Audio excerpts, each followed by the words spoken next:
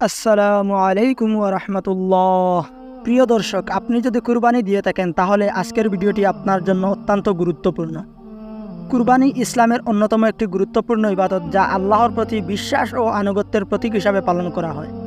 এটি মূলত হজরত ইব্রাহিম আলাইহিসসালাম ও তার পুত্র ইসমাইল আলাইহিসসালামের ত্যাগের স্মরণে উদযাপন করা হয়। সূরা আস-সাফফাতে আল্লাহর পক্ষ থেকে হজরত ইব্রাহিম আলাইহিসসালামকে তার প্রিয় পুত্র ইসমাইল আলাইহিসসালামকে কুরবানি করার আদেশ দেওয়া হয়। আল্লাহর পক্ষ থেকে কুরবানি হিসাবে একটি মেষ প্রেরণ করা হয় এবং ইসমাইল আলাইহিসসালামের স্থলে সেটি কুরবানি করা হয়। এ ঘটনাটি আল্লাহর প্রতি বিশ্বাস ও আনুগত্যের নিদর্শন হিসাবে বিবেচিত হয়। সূরা আল হাজে বলা হয়, প্রত্যেক জাতির জন্য আমি কুরবানি বিধান দিয়েছি, যাতে তারা আল্লাহর প্রদত্ত জীবিকা থেকে নির্দিষ্ট পশুর উপর তার নাম উচ্চারণ করে। আল্লাহর পক্ষ থেকে কুরবানির পশুর বৈশিষ্ট্য এবং তাৎপর্য বর্ণনা করা হয়েছে। আল্লাহ তাআলা বলেন, তোমাদের মাংস বা রক্ত আল্লাহর কাছে পৌঁছায় না, বরং পৌঁছায় তোমাদের তাকওয়া। সহিহ বুখারী ও মুসলিমে বলা হয়, হযরত মুহাম্মদ সাল্লাল্লাহু আলাইহি ওয়াসাল্লাম বলেন, কুরবানির দিন কোন কাজ আল্লাহর কাছে এত প্রিয় নয় যতটা না এই দিনে রক্ত প্রবাহিত করা। সহিহ বুখারী ও মুসলিমে বলা হয়, হযরত মুহাম্মদ সাল্লাল্লাহু আলাইহি ওয়াসাল্লাম বলেছেন, কুরবানির দিনে কোনো কাজ আল্লাহর কাছে এত প্রিয় নয় যতটা ওই দিনে রক্ত প্রবাহিত করা।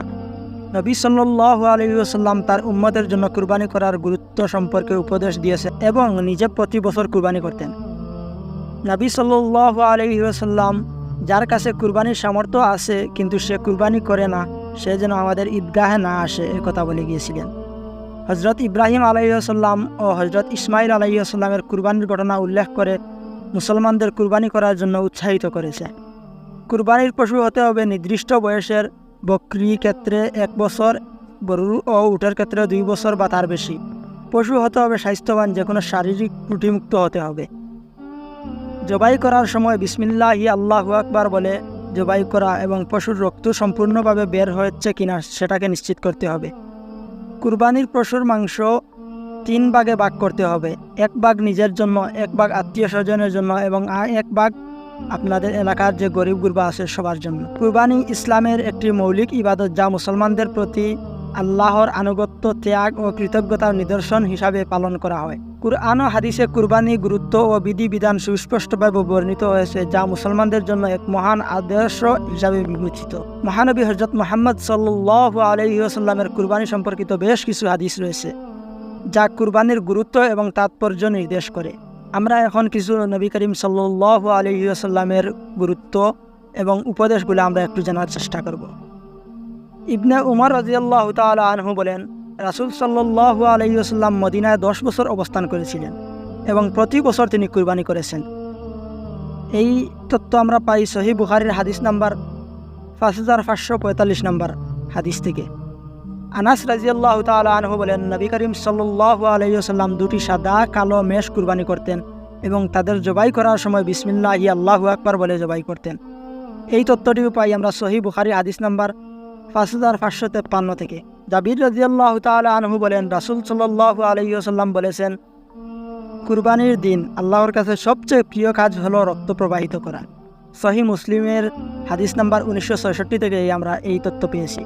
জুনদাব ইবনে সুফিয়ান রাদিয়াল্লাহু তাআলা আনহু বলেন, রাসূল সাল্লাল্লাহু আলাইহি ওয়াসাল্লাম বলেছেন, যখন তোমরা কুরবানি করবে তখন তোমাদের মধ্যে কেউ যেন নখ ও চুল না কাটে ফেলে যতক্ষণ না সে কুরবানি করেছে। জাবির ইবনে আব্দুল্লাহ রাদিয়াল্লাহু তাআলা আনহু বলেছেন, রাসূল সাল্লাল্লাহু আলাইহি ওয়াসাল্লাম বলেছেন, কুরবানি হলো ইব্রাহিম আলাইহিস সালামের সুন্নাত। এই হাদিসগুলা থেকে কুরবানির গুরুত্ব, প্রয়োজনীয়তা এবং তা পালনের পদ্ধতি সম্পর্কে স্পষ্ট ধারণা দেওয়া। রাসূল সাল্লাল্লাহু আলাইহি ওয়াসাল্লামের উদাহরণ এবং তার নির্দেশাবলী মুসলমানদের জন্য কুরবানির গুরুত্ব এবং তাৎপর্য নির্দেশ করে। কুরবানি করার জন্য উট, গরু, মহিষ, ভেড়া, ছাগল ইত্যাদি পশু ব্যবহার করা যেতে পারে।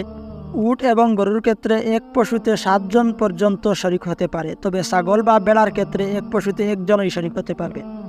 ছাগল বা ভেড়া হতে হবে অত্যন্ত 1 বছর বয়সী, গরু বা মহিষ হতে হবে অত্যন্ত 2 বছর বয়সী, উট হতে হবে অত্যন্ত 5 বছর বয়সী এবং পশু হতে হবে সম্পূর্ণ সুস্থ এবং ত্রুটিমুক্ত। পশুতে বড় কোনো শারীরিক ত্রুটি বা রোগ থাকা উচিত নয়, যেমন অন্ধ হওয়া, পঙ্গু হওয়া, অসুস্থ হওয়া ইত্যাদি, অথবা লেজ কাটা। এগুলা হলে আপনার জন্য সমস্যা দেখা দিতে পারে। কুরবানির সময় শুরু হয় ঈদুল আজহার নামাজের পর থেকে এবং তা চলতে থাকে পরবর্তী 3 দিন পর্যন্ত। জিলহজ মাসের 10 থেকে 12 তারিখ পর্যন্ত কুরবানি চলতে থাকে। কুরবানির আগে নিয়ত করা জরুরি, এটি আল্লাহর জন্য কুরবানি করা হচ্ছে। কুরবানি করার সময় পশুর মাথা কেবলামুখী করে শুয়াতে হবে। পশুর গলার শিরা, খাদ্যনালী এবং শ্বাসনালী সম্পূর্ণভাবে কেটে দেওয়া অত্যন্ত গুরুত্বপূর্ণ, যাতে রক্ত সম্পূর্ণভাবে বের হতে পারে।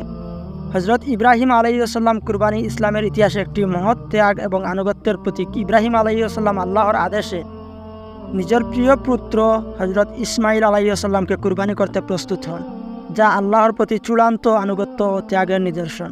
আল্লাহ তার